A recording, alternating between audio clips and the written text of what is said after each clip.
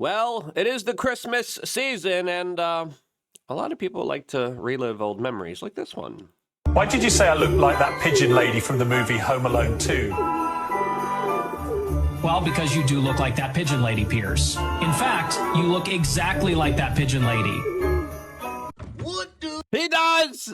As of course, the resemblance is uncanny. As right now, we are involved in a full-on, very fascinating media war as the old establishment is still trying to continue to finger wag and tell us what conversations we can and cannot have. As of course, this represents a turning of the tide, as a lot of people's secrets and hypocrisies are being exposed in real time, as even leftists and other online commentators are specifically saying, hey, can we say what we actually want to say here? Can we actually have an opinion here? As NPR interviewed Brett Cooper recently, and I think her answers to these old boomer establishment mainstream media line of questions definitely highlights the shift that I was just talking about in yesterday's video, as I think she articulated it a lot better than I did in the face of this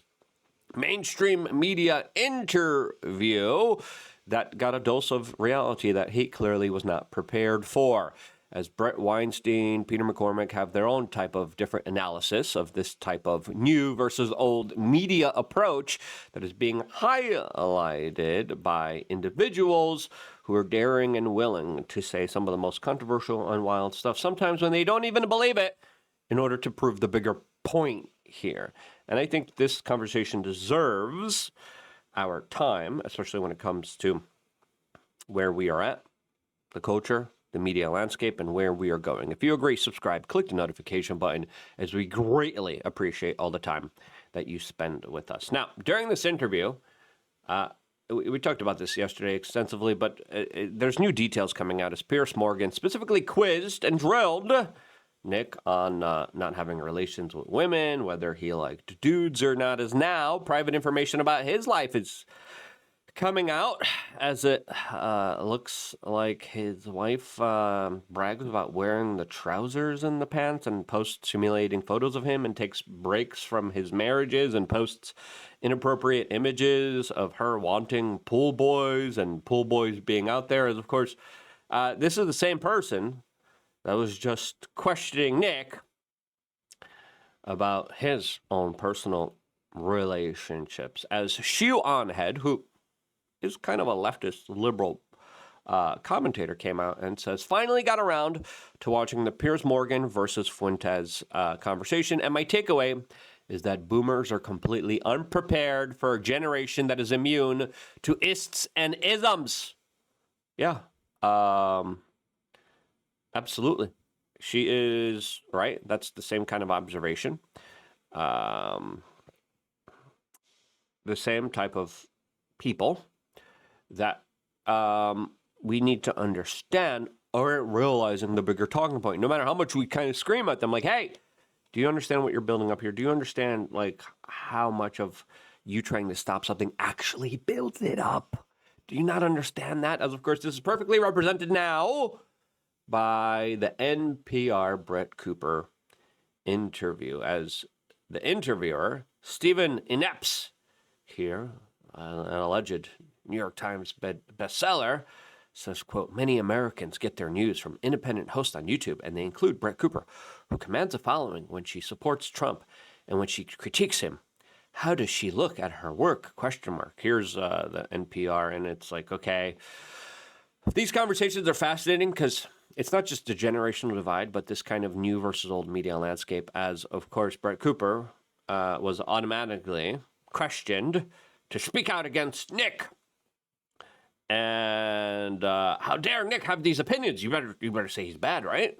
That's essentially what kind of happened here. And Brett kind of answered very brilliantly, like I would. What have you thought about this controversy among conservatives about Tucker Carlson, Nick Fuentes, anti-Semitism, the Heritage Foundation? We could go on and on. I guess broadly, more specifically, the question is what to do about Nick Fuentes, if anything, and more. What do we do? What are we doing about him?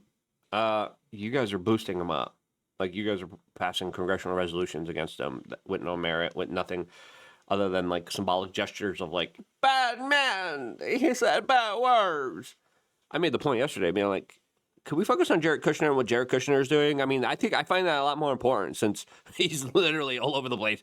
Business deals. Like, he's a very young, powerful man, right? But we're talking about someone who just says edgy things on YouTube all the time, obsessively.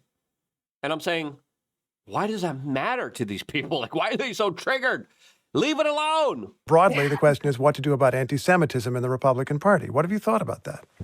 And again, you see the conflation here. It's like Tucker Carlson, man. Nick Fuentes, bad man. Oh, they don't like all, and it's a mischaracterization, right? And it's like, what are you going to do? It's a problem. What are you going to do? Fix it now. It's you. You're the problem. I think at the end of the day, my issue is with free speech. Thank you. We have the right to say whatever we want in America because we have the First Amendment somewhat. Donald Trump really needs to codify that, especially when it comes to online internet freedoms, because as soon as he leaves office, YouTube's going to just destroy all of us. Anyway, before playing the rest of this clip, and then he just continues to grill her. She's like, but what about the impact on that one country in the Middle East? Please disavow him. Please. It's like, so tiresome. You know what he needs? You know what this guy needs? He needs adequate minerals in his body since clearly he is acting like a little beta. And that's why I created WeAreChange.shop really quickly. Just a little ad before we play the rest of this clip. One of the best supplements that I got here that I started taking. And I haven't been taking it in a while because I was waiting for Our Formula to come out. Our Formula, I think, is the best one out there. Lots of vitamin D, just useless because it doesn't have K2 and it like creates more damage. Ours has K2. Lots of other is useless because people don't tell you how to use it. You're supposed to use it with fat. That's why our capsules have extra virgin olive oil in there. No seed oils. Lots of other ones have seed oils in there. Like, hell no, I don't want that. Extra virgin olive oil, healthy fats. Take it with more fats. Take it with either a shot of more extra virgin olive oil or take it in the morning. And listen, my sleep score through the roof. I mean, I just feel like I'm showing off right now. I mean, I don't know how else to kind of represent this, but my score was always like 80s, 70s. And I'm like, what's going on? How do I fix this? I was waiting for my vitamin D formula came in. My vitamin D formula came in. I'm taking 10,000 IUs for me personally. Whatever IUs should be dependent based on you, your needs, your score, and your levels. And when I was doing blood tests, they were like, oh, yeah, it's kind of low. And I'm like, man, I gotta get up on this. Look at that. 94, baby. 94. I'm so proud of it. It's like, and I really do believe it's because of the vitamin D that has absolutely changed the way that I feel, the way that I sleep, the way that I recover. And we made sure to bundle it with the SunForce bundle if you want that option with magnesium, which also helps make vitamin D more bioavailable. We have Nicholas Holscher, MPH, coming out and saying, he follows me, I'm going to follow him back. A major statistical error has kept vitamin D recommendations, quote, dangerously low for decades.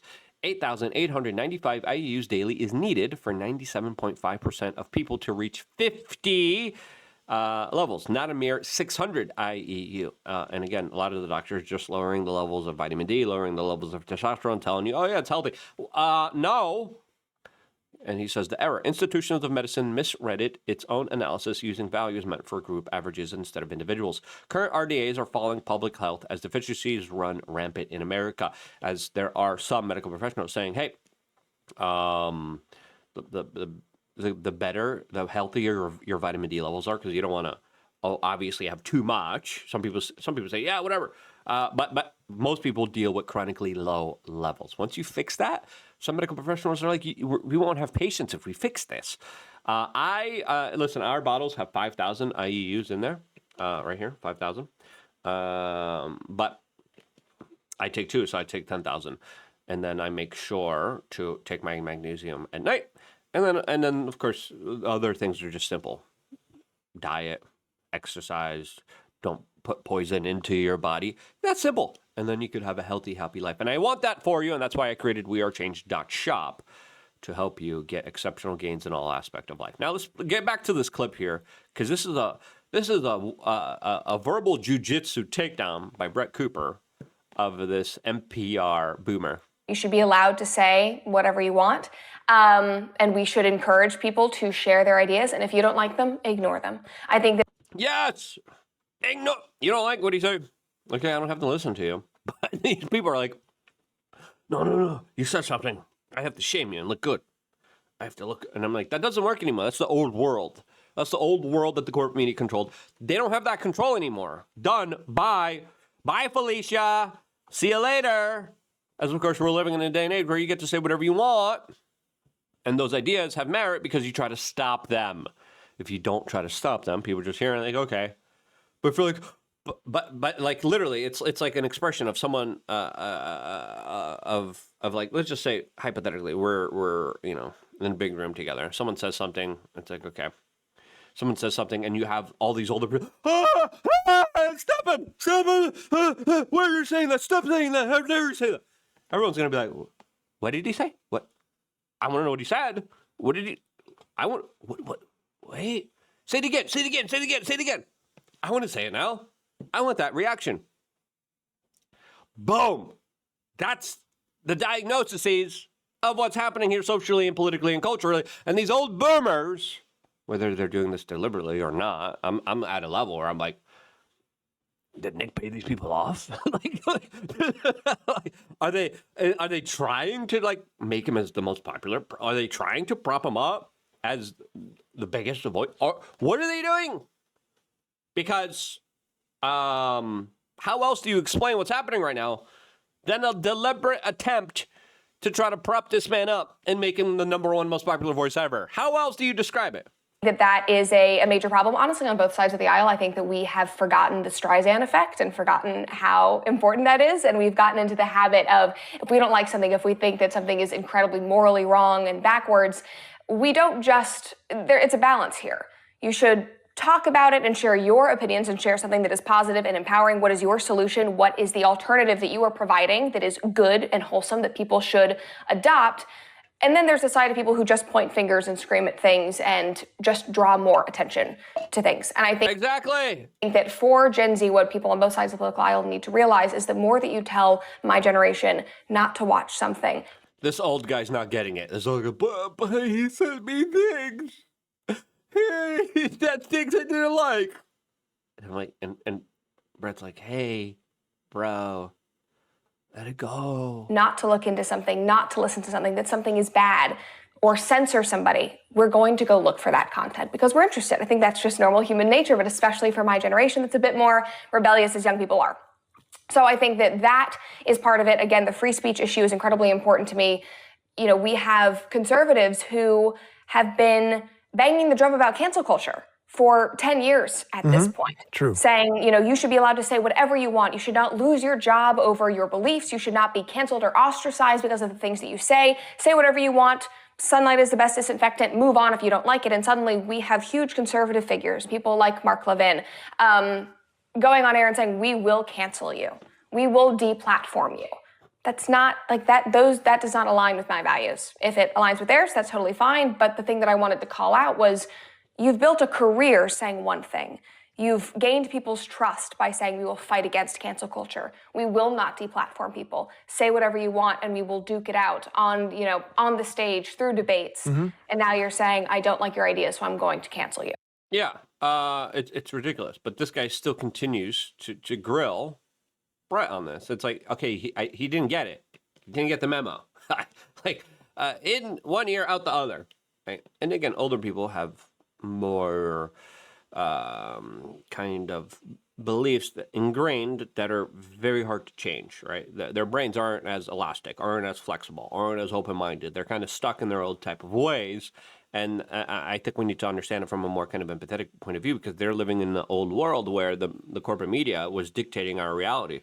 We no longer live in that reality. We live in a reality where people are inundated with a bunch of information. I would argue too much information, but multiple different sources, right? It's not just one source, it's not just one channel on the clicker. It used to be one channel, right? It used to be black and white. It used to be like, okay, that's the news. That's what they tell us to believe. That's what they tell us of the world.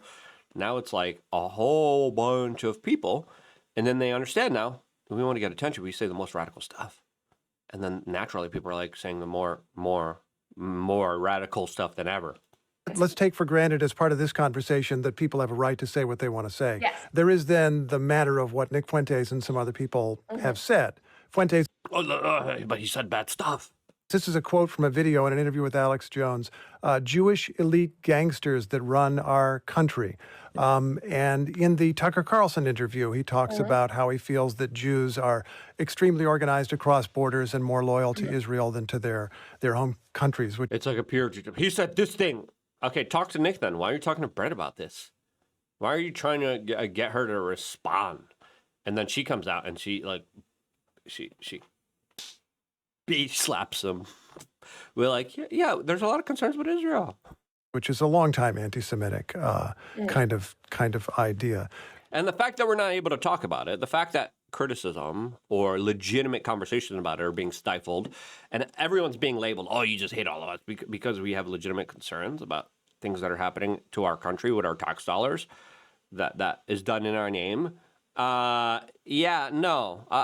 Excuse me. No. Let's have a conversation here. You hate all. No, I hate this policy.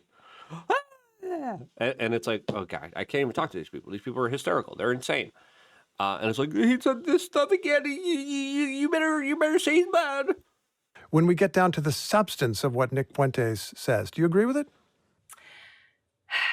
You know, I don't agree with Nick Fuentes on everything. I don't agree with anybody on everything.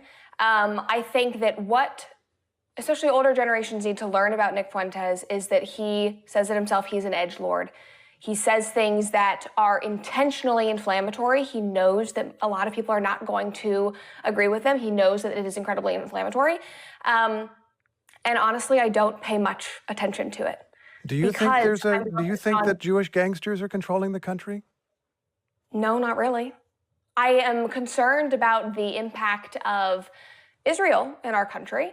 I think that a lot Look at that face. lot of young people are, and I'm concerned about it in the way of, young people's biggest concern right now on both sides of the aisle is the economy. We are concerned about being able to buy homes. We are concerned about affordability. And so As we have major provisions in the NDAA giving more of our money to foreign countries like Israel and Ukraine. Yeah, as like the young kids are like, we have no economic opportunities. Why are we giving more money away? And what do we get for it other than like all these like atrocities and all this like human suffering and life loss? Why are we paying for the life loss? So I can't afford groceries and my electricity bill keeps going up here. I can't own a home ever. Why are we doing this? This is stupid. Stop it. And it's like, but Nick said something and that there he's bad. I'm like, well, that doesn't matter. I don't care. That type of belief, go trigger them again. Go piss them off again. And that's why he is as popular as he is. So when we see the news, when we see how much money is being sent overseas to Ukraine, to Israel, whatever it may be, my generation is concerned. We are upset. It's not because of anti-Semitism. It is not because we, dislike people because of their race or their beliefs or their creed. It is simply like, this is what we're focusing on. Like at the end of the day, I think I and so much of my generation is just tired of it. Like I want to focus on American issues.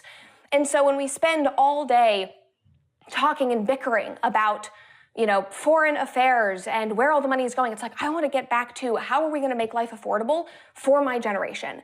And if you're going to be focusing on what's going on overseas and making that your big priority, like I honestly, to be totally transparent, and I think most of my generation would agree, I don't care. And so as a result, I don't pay much attention to it. I direct my attention to American issues, to positive things. I amplify voices that I believe are good and truthful and wholesome. And that is what I focus on. Yeah. And again, it just continues to suffer. Do you disavow him? Again, look at this line of questioning. I mean, all of this is just like pathetic. As someone who draws a big audience yourself, why do you think it is that Nick Fuentes has a following? She keeps explaining it to you. And you just don't get it. Brett Weinstein says, He's responding to Peter McCormick. He wrote a piece about this, saying how essentially Nick and Piers are the same thing. They're just using different type of outrage models and machines here. As Brett Weinstein says, your piece is the best thing I have yet to read about Nick Fuentes. Good work. Peter McCormick captures what all the folks with their knickers in a twist are missing. Yes, you're getting emotional and triggered for no reason at all. As Peter McCormick says, he watched it twice, once as an outraged dad, then again as a sport. They're playing the same game by different rules, and us oldies are missing the point, I think. Yes, thank you. Thank you, Peter. Thanks for understanding. Pearl Davis is throwing shots at Brett Cooper. I don't think it's fair to do that. Nick's also going after Ian Carroll. I might do videos about that here on this particular YouTube channel. If you like some of that stuff, subscribe. Thank you so much for supporting me and supporting yourself in your own individual health. I cannot recommend enough how awesome these products are for me. I give it to my loved ones. I gave, there was someone helping me fix my AC system yesterday. An older person, I'm like, how your vitamin D level? I don't know. I'm like, are you supplementing vitamin D? I don't know. How do you feel? Here's some vitamin D. I gave it to him. That's a little tip for helping me. Again, I believe in this stuff. This stuff is great. I want to be here for you guys buying it, supporting me, and this is why I love you guys. Stay tuned for more. All here exclusively on youtube.com/wearechanged.